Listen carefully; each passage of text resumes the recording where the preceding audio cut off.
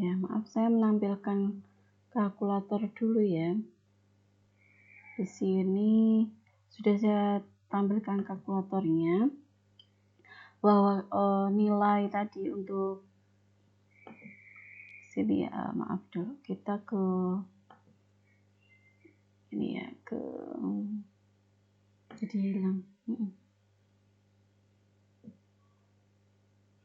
Maaf, kita ke window capture dulu.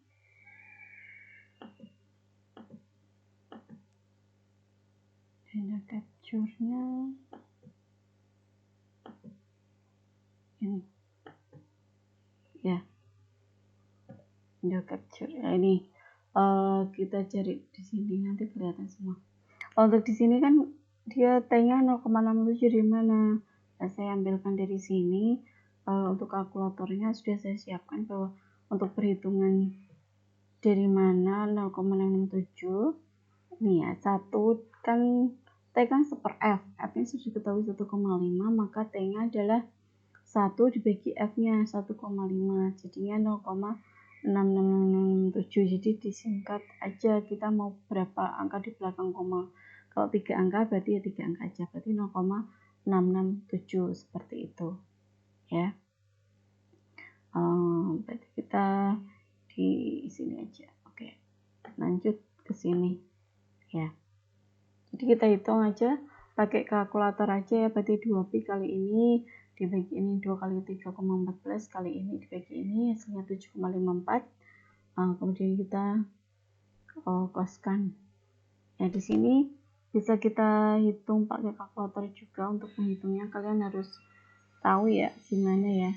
Berarti di sini kita hitung bersama-sama aja nilai dari itu 2pi ya. Di sini maaf, 2 kali pi ya, 2 kali pi ya.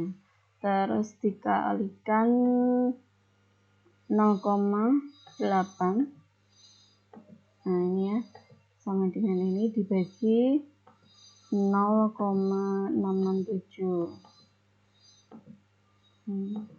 hasilnya 7,54 ya kan. Ini karena 36 dibulatkan jadi 7,54. Nah, untuk nilai costnya bagaimana? Kita cari di sini untuk nilai costnya. Maaf, trigonometri ya. Berarti untuk cost dari 7,54, hasilnya adalah 0,99. 0,99 kita kalikan dengan maaf, ini masih degree ya. Kita karena ini dia radian, ini kita menjadi radian ya. Radian. Jadi tadi cos iya betul. Maaf, kita lagi 7,54 dikoskan, hasilnya ini ya 0,3, kemudian kita kalikan dengan 0,2,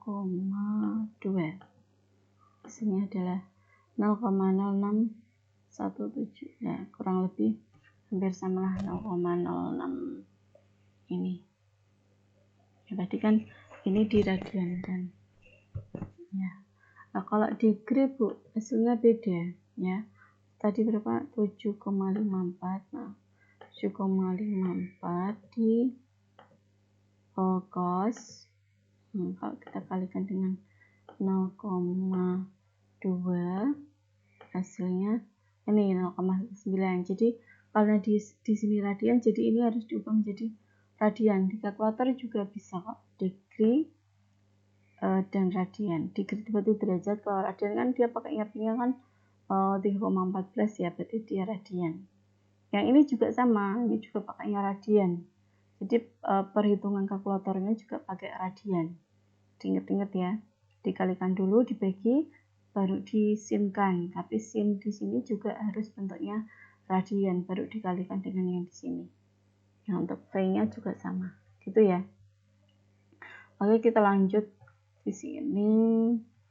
Masih banyak materinya, oke. Getaran harmonik teredam. Nah di sini loh kok ada, kan tadi gerak harmoniknya dia berulang-ulang ya, harmonik berosilasi terus menerus seperti itulah. Gerak yang terjadi secara berulang dalam selang waktu ini kan disebut dengan gerak periodik. Karena gerak ini secara teratur bergeraknya, maka disebut juga dengan gerak harmonis atau gerak harmonik. Nah, gerak partikel secara periodik pada lintasan yang sama ini selain dinamakan dengan gerak harmonik, bisa juga dinamakan dengan gerak osilasi atau putaran. Nah, contohnya pegas tadi ya, terus osilasi dari dawai. Dawai itu apa? Senar gitar, senar yang biasanya kita petik, dia akan namanya osilasi. Ya, bergerak bolak-balik. Terus roda keseimbangan arah logi.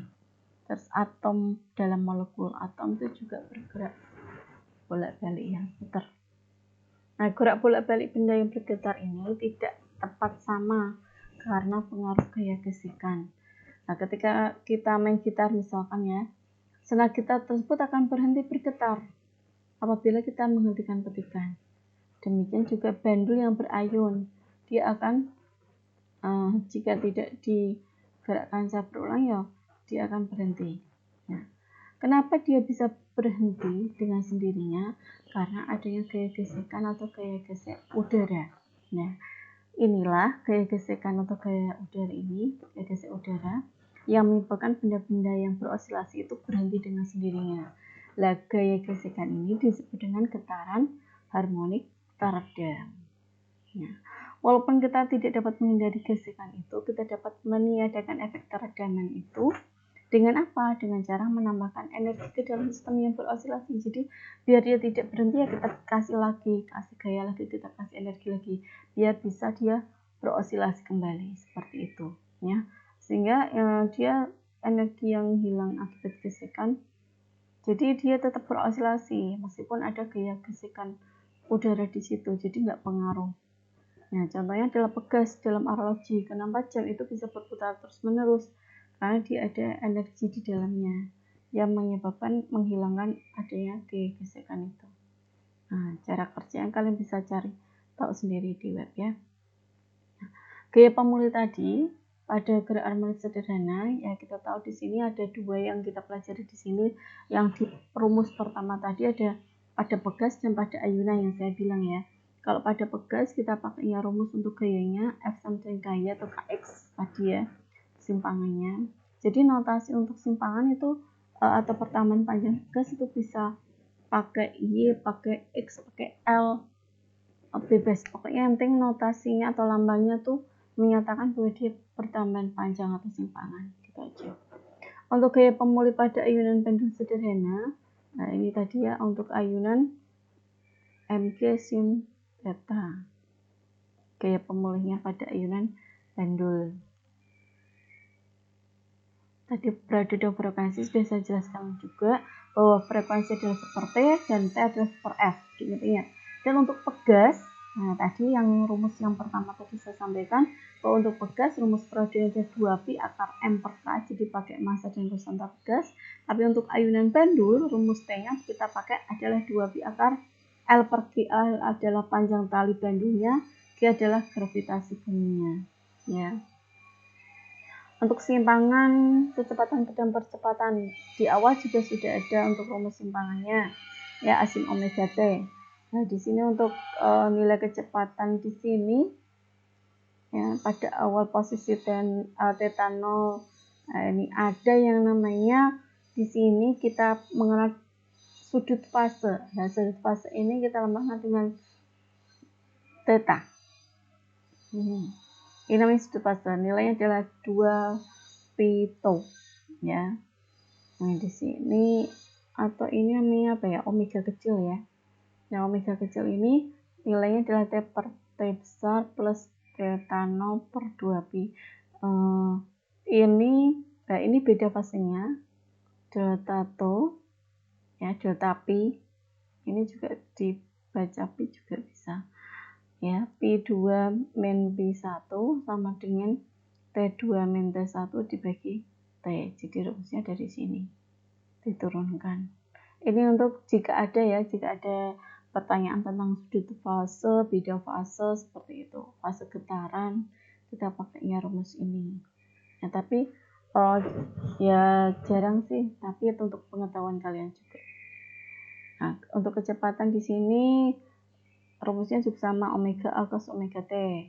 Ya. Kalau yang tadi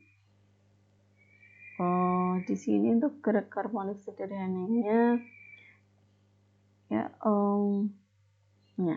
Jika gerak harmonik sederhana tadi Y-nya kan tadi sin ya, turunan sin adalah cos, turunan cos itu min sin, jadi nanti di sini min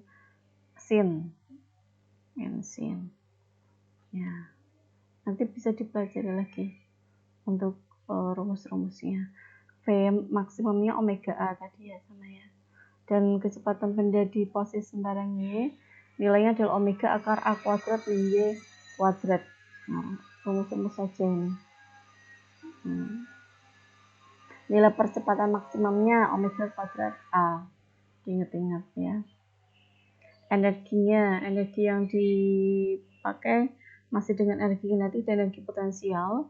Energi kinetiknya dengan rumus yang di GLB itu ya, ada setengah mv kuadrat.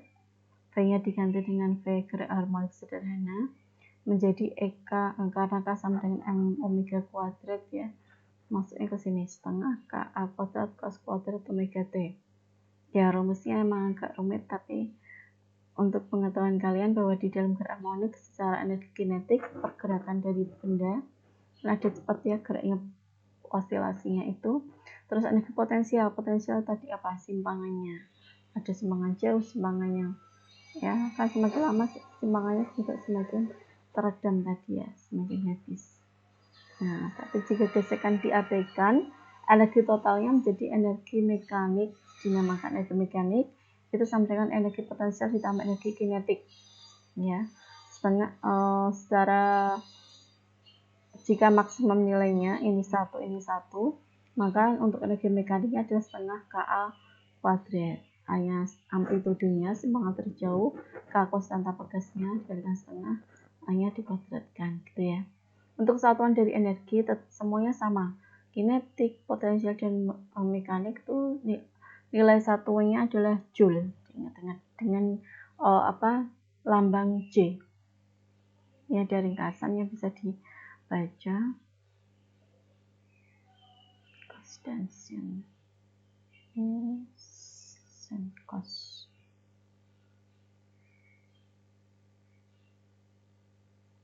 Ya. Pokoknya nilai yang maksimumnya tuh nilainya sama. Dia kalau geraknya sin berarti di awalnya dari sin. Kalau di awalnya ini sin ya, dianggapnya dia gerak awalnya sinus, berarti pakainya sin. Kalau gerak awalnya dia cos, berarti nanti dia dari cos dulu. Nah, jadi untuk nilainya sama. Jadi dilihat untuk osilasinya gitu ya. Kalau posisi ini kan berarti dia ini dia sin. Tergantung osilasi yang ditampilkan, tapi biasanya dipakai untuk yang maksimum seperti ini. Oke.